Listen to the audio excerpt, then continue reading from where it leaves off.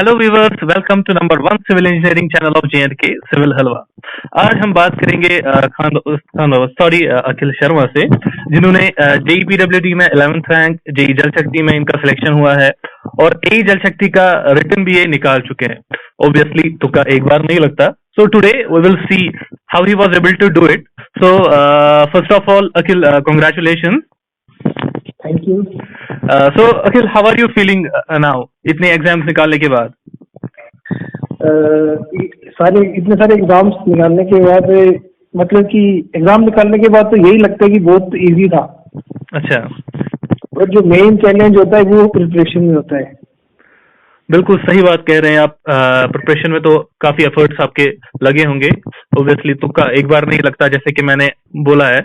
तो अखिल, आपसे कुछ सवाल करेंगे, तो उम्मीद है कि आप हमारे सवाल का जवाब देंगे। जी जी। तो अखिल, आप मुझे बता सकते हैं कि आपका एजुकेशनल बैकग्राउंड और उसने कैसे हेल्प की आपको इन एग्जाम्स को प्रिपेयर करने में? मेरी प्राइमरी और सेकेंडरी एजुकेशन जो है वो जवाहर नवोदय विद्यालय राजौरी से हुई है जी। उसके बाद मेरी बीटेक जो है वो प्राइवेट कॉलेज से हुई है, फरीदाबाद में। ओके। फिर बस बीटेक के बाद मैं एमटेक के लिए आगे नहीं गया। एमटेक में आपका इंटरेस्ट नहीं था? नहीं, एमटेक में इंटरेस्ट नहीं था। ओके, तो उसके बाद क्या आपने सेल्फ स्टडी की या कोचिंग ली कहीं से? जी हाँ, मैंने एक इंस्टीट्यूट से कोचिंग ली थी दिल्ली में। ओके। तो जहाँ से मतलब कि मेरे जो बेसिक्स वीक थे तो वो स्ट्रांग हुए काफी ज्यादा। काफी फायदा हुआ मुझे कोचिंग का। ओके। कितने साल तक आपने वहां पे कोचिंग ली है? मैंने सर 2020 में कोचिंग ली थी मैंने। ओके। तो 2 साल मैंने खुद सेल्फ स्टडी की है, 21 और 22 में। तो मतलब कि एक ईयर ही कोचिंग ली थी। ओके। सो आप हमें बताएंगे कि आपका स्टडी प्लान क्या रहा और अपने टाइम को बेसिकली कैसे आपने मैनेज किया? स्टडी प्लान मेरा ये था कि मैंने सब्जेक्ट्स को जो थे पीएससी एई के, उसको मैंने पार्ट्स में डिवाइड कर लिया था। जैसे कि मतलब कि ए में मैंने रखा था सोम, इंजीनियरिंग, मैकेनिक्स, स्ट्रक्चर एनालिसिस। वैसे ही एक बी सेक्शन थी जहां पे मैंने रखा था आरसीसी, डीएसएफ। सी सेक्शन जैसे कि बीएमसी, सीपीएम। डी में FM, hydrology, open channel flow and irrigation engineering. D में इन्वायरमेंटल, सॉइल मैकेनिक्स। ई में सर्वे, हाईवे और रेलवे। मतलब मैंने सब्जेक्ट्स को जो सेम नेचर के थे उनको मैंने क्लब कर दिया था। तो मतलब कि जैसे कि बाकियों को वो सब्जेक्ट्स 16-17 दिखते थे, तो मुझे वो सब्जेक्ट सिर्फ 7 दिखते थे। ओके, तो बेसिकली आपने जो पूरा सिलेबस है वो सेक्शंस में डिवाइड किया था, राइट? जी सर। तो ये क्या सेक्शंस आप एक एक करके ये सेक्शंस आप कंप्लीट करते थे या कुछ टेक्निक आपने यूज की थी? जी सर, मैं क्या करता था कि मैं एक होलिस्टिक अप्रोच से चलता था। मींस अगर मैं फर्स्ट डे सोम, इंजीनियरिंग, मैकेनिक्स और स्ट्रक्चर एनालिसिस के कुछ टॉपिक्स लेके पढ़ रहा हूँ, तो सेकंड डे मैं आरसीसी और डीएसएस पढ़ूंगा।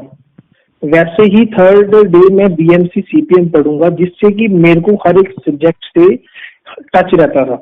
मतलब मैं कोई सब्जेक्ट भूल नहीं पाता था। मतलब कि पूरे सारे सब्जेक्ट्स के साथ एक वीक में मेरी कनेक्टिविटी बनी रहती थी। राइट। जी सर। ओके, तो आप कैसे मोटिवेट रहते थे थ्रू आउट प्रिपरेशन प्रोसेस जो है, मतलब अपने आप में कैसे आप मोटिवेशन लाते थे? क्योंकि ये एक बड़ा प्रॉब्लम है कि लोग पढ़ते तो हैं बट विद टाइम वो मोटिवेशन वो कम हो जाती है लोगों की, जिसकी वजह से वो आगे पढ़ नहीं पाते हैं। और इनफैक्ट मैंने भी एक्सपीरियंस किया है लास्ट के दिनों, मतलब ये होता था। तो कैसे रहे आप मोटिवेटेड? तो मोटिवेशन के लिए मैंने कभी भी कोई मतलब कि मोटिवेशन वीडियोस नहीं फॉलो की। मोटिवेशन में मेरे स्टडी ग्रुप से ही आती थी। जो मेरा स्टडी ग्रुप था उसमें मतलब कि हम एक दूसरे से कंपटीशन करते थे कि आपका कितना सिलेबस कवर हुआ, मेरा कितना हुआ। हम एक दूसरे को क्वेश्चंस भेजते थे, टफ क्वेश्चंस, जो भी अच्छे क्वेश्चंस होते थे, जिससे कि हमारा मोमेंटम कंटिन्यू रहता था। ओके। तो आप इस चीज को प्रमोट करते हैं कि एक ग्रुप बनाया जाए, उसमें एक मतलब स्टडी के बारे में आपस में बात की जाए, कितना सिलेबस बाकी, आपसे कितना सिलेबस खत्म किया, ये सब आप मतलब वहां पे डिस्कस होता रहे? बिल्कुल बिल्कुल, ये एक बड़ी ही पॉजिटिव एस्पेक्ट होता है। साथ में जब आपका मतलब मोटिवेशन लो हो तो सेकंड पर्सन आपको मोटिवेट करके, तो मतलब कि आपको काफी हेल्प मिलती है इससे प्रिपरेशन में। और क्योंकि ये एक बहुत ही लंबी जर्नी है, क्योंकि 15-16 सब्जेक्ट्स कंटिन्यू करना with 8 to 10 hours of continually study, तो ये टफ टास्क होता है, इसीलिए इसमें मोमेंटम बहुत जरूरी होता है। ओके ओके, तो आप हमें बता सकते हैं कि जैसे आपने जेई के एग्जाम्स भी क्रैक किए हुए हैं और आपका एई में भी आपका एक्सपेक्टेड है, तो इनकी अलग से क्या क्या अलग इनकी स्ट्रैटेजीज है, या आपने एक ही अप्रोच लेके दोनों को क्वालिफाई किया है? जी, सबसे पहली चीज ये है कि हमें ये चीज समझनी होगी कि दोनों का एग्जाम्स का नेचर 40 to 50% अलग है। 50-60% ये एग्जाम सेम है, बट थोड़ा सा 40% सिलेबस जो ए का अलग है, जिसमें कि एक तो स्ट्रीम स्ट्रक्चर पढ़ना पड़ता है, उसके बाद और भी कुछ मेजर सब्जेक्ट्स के पार्ट्स हैं, जैसे बिल्डिंग मटेरियल है, मतलब जैसे कि हम सिर्फ जेई में हम सिर्फ कंक्रीट टेक्नोलॉजी पे ही फोकस करते हैं, पर हम वहाँ पे बीएमसी भी पढ़ते हैं पूरी, कि वहाँ पे मतलब वुड के बारे में भी पढ़ते हैं, उसके बाद कंस्ट्रक्शन इक्विपमेंट्स के बारे में भी पढ़ते हैं सीपीएम में। अच्छा, इंजीनियरिंग मैकेनिक्स को हम और ज्यादा वहाँ पे वाइड तरीके से पढ़ते हैं। स्ट्रक्चर एनालिसिस, जैसे कि खाली हम स्ट्रक्चर्स पढ़ते हैं जेई में, वहां पे हम स्ट्रक्चर एनालिसिस पूरा पढ़ते हैं, जितने भी मेथड्स हैं, डिफरेंट मूवमेंट डिस्ट्रीब्यूशन मेथड हो गया, स्टिफनेस मेथड, फ्लेक्सिबिलिटी मेथड्स, मतलब कि थोड़ा सा पोर्शन जो है वो ज्यादा वाइड है वहां पे। और ज्यादा न्यूमेरिकल अप्रोच जो है वो आपकी एई में है, मतलब कि जितने ज्यादा क्वेश्चन सॉल्व करने पे ध्यान दोगे तो उतना ज्यादा आपका एई अच्छा रहेगा, मतलब। ओके जी। तो जैसे आपने इन सब्जेक्ट्स की बात की, स्टील, बीएमसी, मैकेनिक्स हो गया, स्ट्रक्चरल एनालिसिस हो गया, तो इसमें आपने कौन सी बुक्स इसमें आपने ये की, कौन सी बुक्स कंसल्ट की, और जो न्यूमेरिकल्स आप करते थे तो किस बुक से प्रैक्टिस किए? मेरे पास जो कोचिंग के क्लास नोट्स थे, तो वहां पे स्ट्रक्चर एनालिसिस, डीएसएस सफिशिएंट दिया हुआ था। अच्छा। बट मैंने बीएमसी के लिए मैं एक बुक रेफर करता था, बीसी बुलिमिया की। ओके जी। तो आप बीएमसी के लिए आप रिकमेंड करते हैं कि मतलब एक वो स्टैंडर्ड बुक, मतलब बहुत बड़ी होती है, उसको मतलब पूरा पढ़ा जाए उसको? बिल्कुल, मतलब कि उसको सिर्फ आपको मतलब कि फिल्टर करके पढ़ना चाहिए, पूरी बुक पढ़ना एक अच्छी चीज नहीं है, कि जो जो टॉपिक्स आपको लगता है मुझे कम आते हैं तो उसको वहां से मार्किंग करके कवर कर लेना चाहिए। ओके। और ओवरऑल जो आप ए के लिए अगर हम बुक्स रिकमेंड करेंगे तो कौन से करेंगे? प्रैक्टिस के लिए मैंने तो ईएससी प्रीवियस ईयर क्वेश्चंस को मैंने कम से कम 4-5 बार लगा चुका हूँ मैं। ओके। और गुप्ता को 2-3 बार। और यूथ के लिए काफी ज्यादा चर्चा होती है कि यूथ लगाओ। मैं कहता हूँ कि यूथ सिर्फ आप उन टॉपिक्स के लिए कवर करो जो गुप्ता और ईएससी में कवर नहीं हो रहे हैं। जैसे कि कुछ इंजीनियरिंग मैकेनिक्स के जैसे एमसीक्यूज हैं, तो वो कुछ अच्छे मिल जाते हैं यहाँ से यूथ से, जैसे ब्रिज इंजीनियरिंग है, जैसे टनल है, मतलब कुछ ऐसा पार्ट एक्स्ट्रा जो यूथ से रेफर कर लो तो अच्छा रहेगा। तो ये तो हो गई एई की बात। तो जेई के लिए अगर हम बोले तो उसके लिए आप सेम बुक्स रिकमेंड करेंगे या उसके लिए कुछ अलग से बुक्स? जेई के लिए एसएससी जेई आईएएस मास्टर की आती है बुक, तो मुझे लगता है कि वो बुक जितनी आप एई में ईएससी पीवाईक्यू को प्रेफरेंस देते हो, उतना जेई में आप एसएससी जेई आईएएस मास्टर की जो बुक आती है उसको कम से कम 3-4 बार लगाएं। वैसे ही उसकी बहुत इंपॉर्टेंस है यहाँ पे। और गुप्ता और यूथ सेम, सिर्फ ईएससी नहीं पढ़े यहाँ पे, ईएससी की जरूरत नहीं है इतनी ज्यादा यहाँ पे। फिर भी अगर आपको लगता है कि मुझे कुछ एक्स्ट्रा देखना है तो फिर एक मार्क्स के क्वेश्चंस जो शॉर्ट क्वेश्चंस होते हैं वो देख लें बीच बीच में। राइट।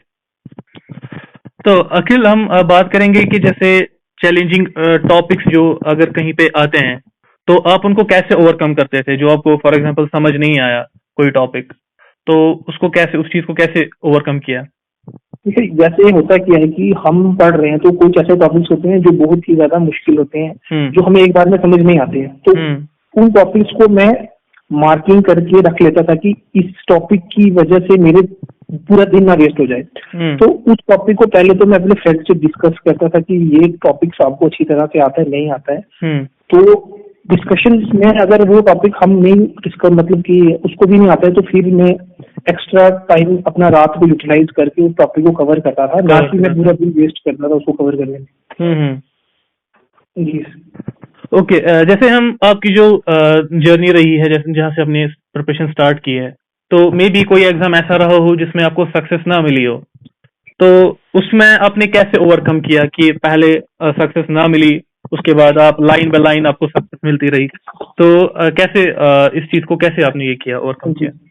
मैं ऐसे सेंट्रल गवर्नमेंट एग्जाम्स तो बहुत सारे होंगे जो मतलब कि बहुत लंबी लाइन है, मैं सिर्फ एक स्टेट के एग्जाम डिस्कस करूंगा। तो 2021 में मैंने जेई दिया था, उसमें मेरे 97 परसेंटाइल मार्क्स थे कुछ। ओके। फिर उसी ईयर से एई का एग्जाम भी हुआ था, उसमें मेरे अराउंड 70 मार्क्स थे। तो मतलब कि वो मेरे को एक बहुत ही बड़ा सेटबैक लगा कि मैंने इतनी प्रिपरेशन की, मेरे अच्छे मार्क्स नहीं आए। फिर अपनी मिस्टेक्स को मैंने देखा कि मैं कहाँ पे मिस्टेक कर रहा हूँ। मैं ये मिस्टेक कर रहा था कि मैं मतलब कि ज्यादा रिवीजन पे ध्यान दे रहा था as comparison to question. Okay. बल्कि हमें ज्यादा क्वेश्चन पे ध्यान देना चाहिए एज कंपेरिजन टू रिवीजन। जी सर।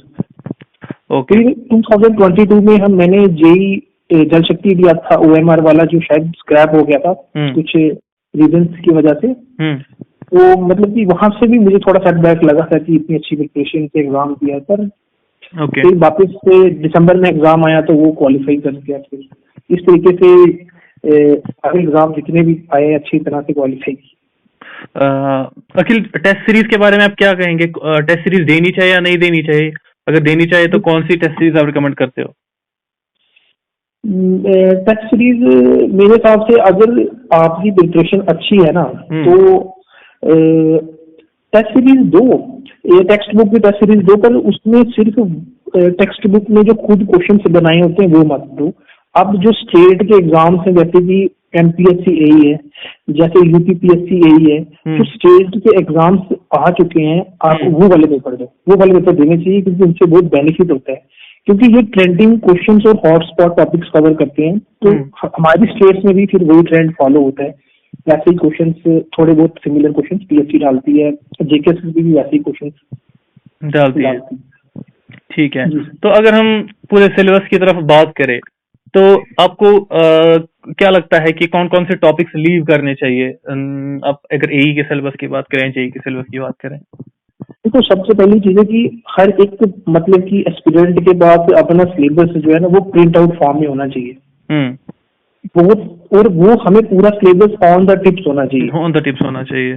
तो भी हमसे कभी भी कोई सिलेबस पूछे तो हमें पूरा सिलेबस टिप्स पे होना चाहिए। हम उसको पूरा सिलेबस गिनवाएं कि ये सब्जेक्ट इतने मार्क्स का, ये इतने मार्क्स का, इसमें ये टॉपिक कवर है। और वैसे ही AE का सिलेबस भी और JEE का दोनों का हमें टिप्स पे होना चाहिए। ओके जी सर। और मतलब कि टॉपिक्स मेरे हिसाब से तो अगर टाइम 2-3 महीने है तो कोई भी टॉपिक छोड़ के नहीं जाना चाहिए। बट अगर आपके पास टाइम बहुत कम है तो मैं एक एग्जांपल लूंगा, जैसे स्टील स्ट्रक्चर है, उसमें आप सिर्फ प्लास्टिक एनालिसिस कवर करके जा सकते हो, जो आपको अगर 5 मार्क्स का आएगा तो 2-3 मार्क्स का उसमें से प्लास्टिक एनालिसिस होता है, जो मतलब बड़ा हॉटस्पॉट टॉपिक है स्टील का। मतलब कि जो इम्पोर्टेंट टॉपिक्स कवर करे हैं ना लेटेस्ट PSC ने, तो उन पे फोकस ज्यादा अच्छा रहेगा। ओके। तो अखिल, हमारे जो एस्पायरेंट्स हैं JNK में, जो भी JEE के लिए प्रिपेयर करना मतलब जा रहे हैं, या अगर AE की वैकेंसीज आती है फ्यूचर में उसके लिए प्रिपेयर करने जा रहे हैं, तो ओवरऑल क्या आप उन्हें एडवाइस देना चाहेंगे इन एग्जाम्स के लिए? उनको मैं यही एडवाइस देना चाहूंगा कि आप मतलब कि एडवर्टाइजमेंट का वेट मत करा करो। ओके। मतलब अपनी प्रिपरेशन कंसिस्टेंसी, जब तक आपका एग्जाम कोई क्वालिफाई नहीं हो, अगर आप सोचते हो कि यार मेरे को गवर्नमेंट एग्जाम क्वालिफाई करना है, आप अपनी प्रिपरेशन कभी नहीं रोके। आप सेंट्रल गवर्नमेंट के एग्जाम के साथ में SSC आता है, SSC JEE आता है, ISRO आता है, बारक आता है, ESC आता है, RRB JEE भी आने वाला है। तो मतलब कि आप अपना मोमेंटम है ना कंटिन्यू रखो, बिल्कुल टाइम एडवर्टाइजमेंट का वेट नहीं करिए। क्योंकि जो एक एक्स्ट्रा एज मिलेगी ना आपको, क्योंकि आप एडवर्टाइजमेंट से पहले पढ़ रहे हो, वो आपको आफ्टर एग्जाम रिजल्ट के टाइम वो एज आपको शो होगी कि मैंने एक्स्ट्रा पढ़ा और मेरी आज क्या इम्प्रूवमेंट हुई है। बहुत सही, बहुत बढ़िया बात बोली है आपने।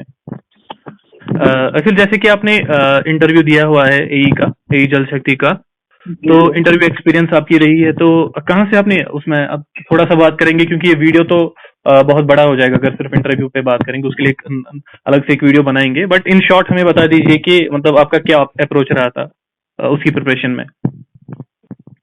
इंटरव्यू की प्रिपरेशन में मेरा ये अप्रोच रहा था कि सबसे पहले तो मैंने पूरा अपना सिलेबस जो था ना ऊपर से हॉटस्पॉट टॉपिक्स कवर कर दिए थे।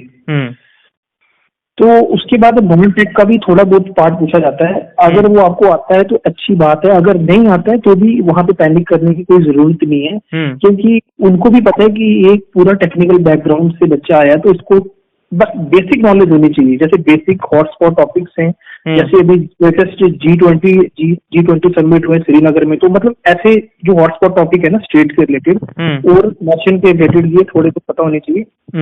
बाकी इंटरव्यू में तो बेसिक्स क्वेश्चंस पूछेंगे, जैसे कि मैं एक दो क्वेश्चन आपके साथ से शेयर करना चाहूंगा जो मेरे से पूछे गए थे। जैसे कि मैं क्वेश्चन बताता हूँ आपको, एक सेकेंड जी।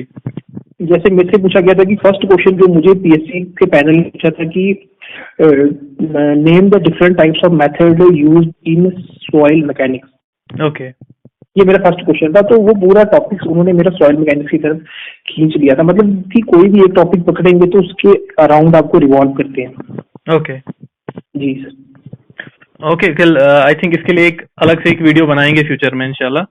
तो अखिल आप बताइए कि आपके फ्यूचर प्लान्स अभी क्या हैं, और इतनी जो अचीवमेंट्स आपको मिली है वो कैसे हेल्प करेगी आपको आपके करियर को आगे ले जाने में। सर अभी के लिए फ्यूचर प्लान तो यही है कि अब पहले तो मतलब कि ज्वाइनिंग जल्दी हो थोड़ा सा तो बस यही है कि अब फ्यूचर प्लान में इंजीनियरिंग सर्विसेज का एग्जाम है। ओके, तो फ्यूचर में अभी थोड़ा सा रेस्ट लेके देखेंगे, इंजीनियरिंग सर्विस की प्रिपेयर करेंगे। हाँ डेफिनेटली आप जा सकते हैं इंजीनियरिंग सर्विस की तरफ, क्योंकि आपको ऑलरेडी आपका इतना कॉन्फिडेंस आपको मिला हुआ है इन एग्जाम से, तो वो आपके लिए पॉजिटिव पॉइंट में समझता हूँ। जी sir, thank you Akhil sir यहाँ पे आने के लिए और अपना वैल्यूएबल टाइम